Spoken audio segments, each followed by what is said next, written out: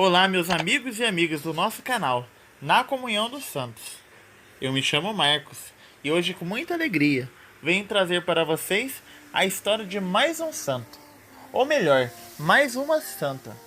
Hoje iremos falar de Santa Margarida, Rainha da Escócia. E já agradeço a você que deixou o seu like, que compartilhou e deixou sua mensagem. Fico muito feliz em te responder.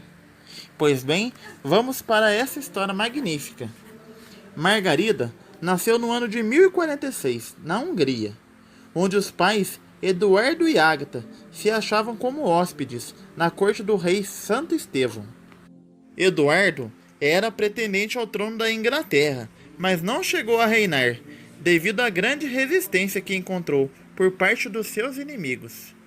O filho, Edgar, encontrou em Guilherme de Normandia um adversário fortíssimo, de cujas perseguições teve de salvar-se pela fuga.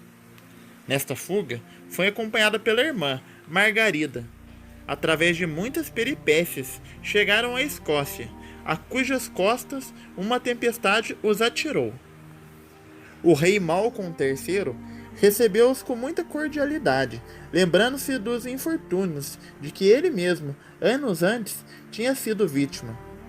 Descobrindo as preciosas virtudes de que Margarida era possuidora, pediu-a em casamento. 30 anos vieram na mais perfeita harmonia. Margarida era querida pelos súditos por causa de sua piedade, sabedoria e muita caridade. No lugar onde se tinha realizado a cerimônia da coroação, mandou construir uma igreja em honra da Santíssima Trindade, para alcançar a graça da salvação eterna para si, seu marido e os filhos que Deus lhe quisesse dar. Além dessa igreja, construiu ainda outras e fundou diversos conventos, dotando-os do necessário para a subsistência. Considerando primeira zeladora das casas de Deus, ela mesma fazia alfaias para o culto divino e repartia-as entre as diversas igrejas. Para o rei, era esposa dedicadíssima. Não só o conduziu à prática da vida cristã, mas fez com que seus súditos fossem tratados com o maior respeito.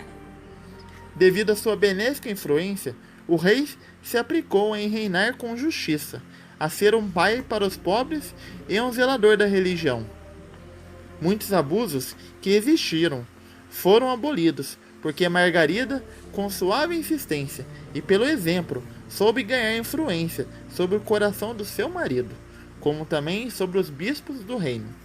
No meio dos divertimentos e festas da corte, vivia Margarida entregue às práticas da oração e da penitência.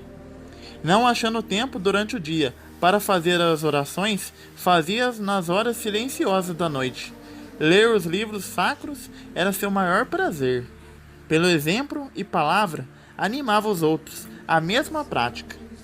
Com verdadeira avidez espiritual, acolhia a palavra de Deus. Os santos sacramentos, a piedosa rainha recebia-os com grande assiduidade e fervor. A lei do jejum era por ela observada com todo rigor. Além do jejum da quaresma, observava outro de 40 dias, em preparação à festa de Natal. Dessa mortificação não se dispensava, embora se sentisse doente. Admirável era sua caridade para com os pobres. A piedosa rainha mostrava-se incansável em aliviar a triste sorte dos desprotegidos da fortuna.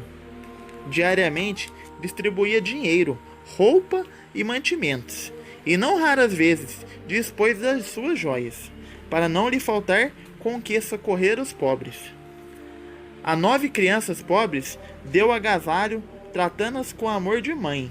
Diariamente alimentava a 300 pobres, que eram servidos por ela própria e pelo seu esposo.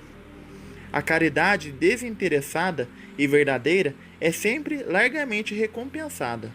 Deus abençoou o piedoso casal, dando-lhe 8 filhos, que receberam uma educação primorosa. Além de dar bons mestres e instrutores aos filhinhos, a rainha mesmo se incumbiu da educação dos mesmos. Da própria mãe, recebeu os primeiros ensinamentos. Ela foi sua primeira catequista. Se não lhes deixava faltar o carinho materno, certo era também que os repreendia e castigava quando necessário o achava. Das máximas que incutia no coração dos filhos, era a mais importante esta frase: Meus filhos, dizia-lhes a boa mãe, tende sempre temor de Deus. Aqueles que temem a Deus, nada faltará. E aqueles que o amam serão felizes, aqui na terra e na outra vida.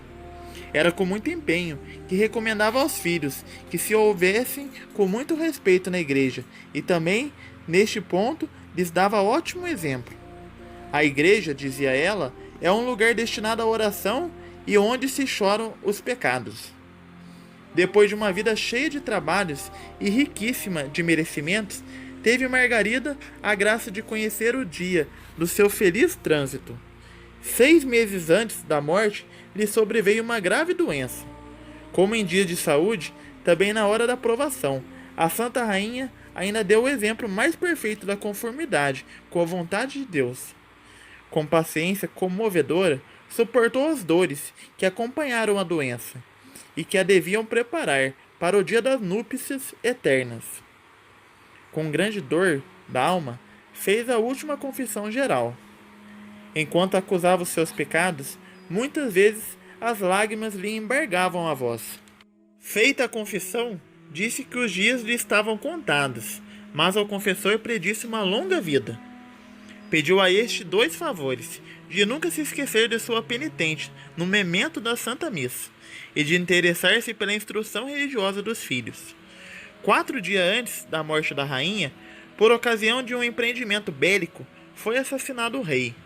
Um dos príncipes que ia comunicar à mãe o triste acontecimento foi por esta recebido com essas palavras: Sei, meu filho, como estão as coisas. Ainda assim, peço-te que me contes tudo, como se deu.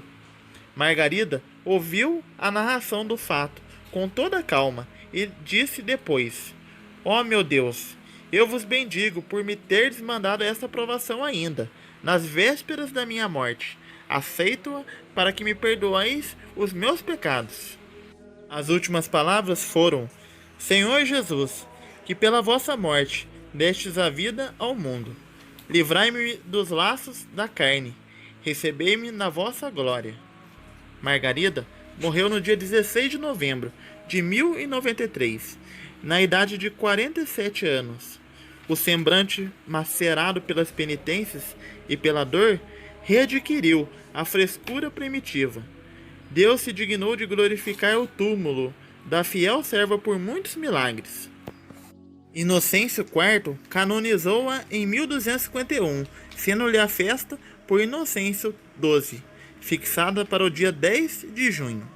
Pois bem, meus amigos e amigas, vou deixar uma reflexão sobre a vida dessa grande santa.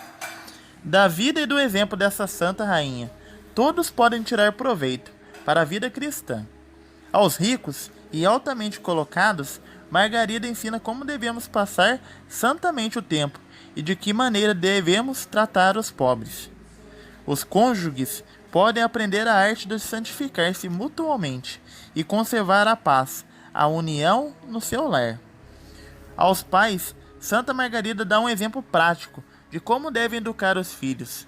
Todos veem em Santa Margarida uma sublime mestra que lhe ensina o devido respeito à igreja, o zelo necessário para ouvir a palavra de Deus, ler os livros espirituais, praticar as virtudes da paciência, de perfeita conformidade com a vontade de Deus, observar as leis do jejum e da abstinência. Atenção especial merecia-lhes a educação dos filhos. Embora rainha, Santa Margarida tomou a si essa difícil tarefa, ensinando aos filhos a doutrina cristã e fazendo-os observar os mandamentos da lei de Deus e da Igreja. Aqui vai uma pergunta: que responderão a Deus os pais que se descuidam do dever de educar cristamente os filhos? Como se justificarão aqueles que permitem aos filhos a frequência de bailes, do cinema e não acompanham a missa e a doutrina cristã? Que será do juízo divino daqueles pais que falam aos filhos de muitas coisas, mas tempo não têm para com eles rezar? Sem os princípios da religião de Cristo, uma educação boa não é possível. Sobre educação no temor de Deus, lê-se na Bíblia Sagrada o seguinte: não queira subtrair a correção ao menino, porque se o castigares com a vara, não morrerá, e livrará sua alma do inferno. Está em Provérbios 23, 13 e 14. Pois bem, meus amigos e amigas, com essa vida dessa grande santa, observamos as virtudes a qual Deus prepara os seus santos. Ela que foi esposa, rainha, mãe e, mesmo tempo, exercitou no seu estado de vida a virtude cristã da caridade. Sabemos que a fé, a esperança e a caridade são as três virtudes teologais, mas a maior sempre será a caridade. Pedimos pela intercessão de Santa Margarida a graça de poder vivenciar na nossa alma todas as virtudes que são necessárias para a nossa salvação. Pois bem, meus irmãos e irmãs, deixo aqui uma pregação como dica para que você que quer crescer de forma espiritual. Essa pregação foi realizada há um mês atrás por Dom José Adair Guimarães. A pregação se chama Católicos Sejam Católicos. Uma pregação que o bispo aborda o essencial na vida cristã, a oração e a família, e principalmente a educação. Pois bem, meus amigos e amigas, terminamos este vídeo rezando uma Ave Maria pelo fim da pandemia. Rezemos. Ave Maria, cheia de graça, o Senhor é convosco. Bendita sois vós entre as mulheres, e bendito é o fruto do vosso ventre, Jesus. Santa Maria, Mãe de Deus, rogai por nós, pecadores, agora e na hora de nossa morte. Amém. Nossa Senhora Aparecida, rogai por nós. São João Paulo II, rogai por nós. Muito obrigado pela sua companhia. Este vídeo foi feito realmente como foi escrito no comentário, com muito amor. Fique com Deus, com as bênçãos da bem-aventurada sempre, Virgem Maria.